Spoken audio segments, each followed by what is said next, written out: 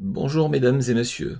Certains d'entre vous me reconnaîtront peut-être pour la Polynésie et la Calédonie, pour les longues années où j'ai vécu parmi vous, et pour les nombreux postes de directeur ou de créateur d'entreprise qui m'ont fait connaître au grand public.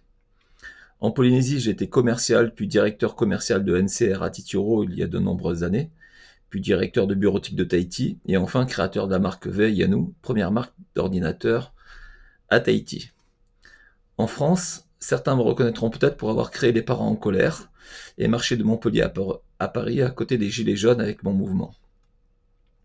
Aujourd'hui, je prends la parole pour dénoncer un dossier dans lequel j'étais directement impliqué en tant que citoyen et dirigeant d'entreprise. Ce que je vais dénoncer est très grave, c'est la raison pour laquelle je lis, parce que juridiquement j'ai besoin de me couvrir. Les conséquences sur ma vie ont été terribles, et vous allez découvrir un dossier médiatique concernant le monde politique totalement explosif.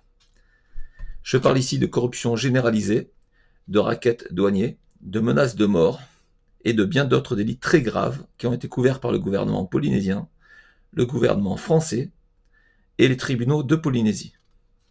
Les suites de ce dossier m'ont amené en 2015 à une tentative de suicide. Je suis resté 10 jours dans le coma. Il m'a fallu des années pour me reconstruire et écrire enfin un livre qui m'a été très très douloureux à écrire. Ce livre, Journal d'un suicidé, vous le voyez sur le fond d'écran à l'arrière, est téléchargeable sur mon site internet qui est indiqué juste derrière également. Et le téléchargement est entièrement gratuit, donc ce que je vais dire ici n'a rien de financier. Voilà. Désolé si je n'ai pas épuré les fautes et autres dans ce livre, je suis incapable de le relire sans me mettre à pleurer, et émotionnellement c'est très dur. D'ailleurs tout ce que je vais dire est très très dur à dénoncer, et parfois je craquerai, peut-être que je referai la vidéo, ou peut-être que je laisserai telle quelle, je sais pas. Mais j'ai bien l'intention de vous faire savoir tout ce qui est dans ce livre par des vidéos YouTube. Je tiens à ce que ça reste un témoignage de façon sortie directement de mes souffrances que j'ai subies pendant des années et des années. J'ai engagé depuis plus d'un an une action indemnitaire auprès du ministère de la Justice, car je voulais profiter des quelques années qui me restent après avoir galéré des années.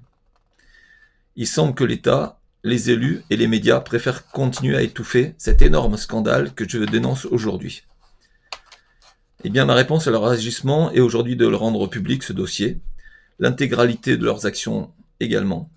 Sur mon site internet, vous pourrez trouver des fichiers, des courriers adressés aux ministres, adressés aux médias, adressés à tous les élus de l'Assemblée également qui ont reçu mon livre en PDF.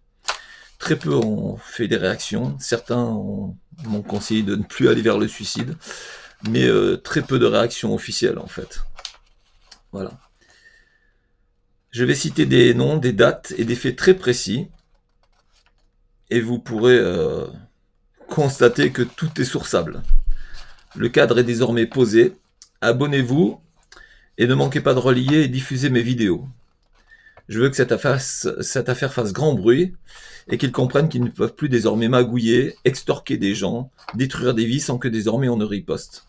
Monsieur les voyous, je vais exposer tous les faits, les documenter et vous allez devoir répondre des comptes au peuple français. Merci.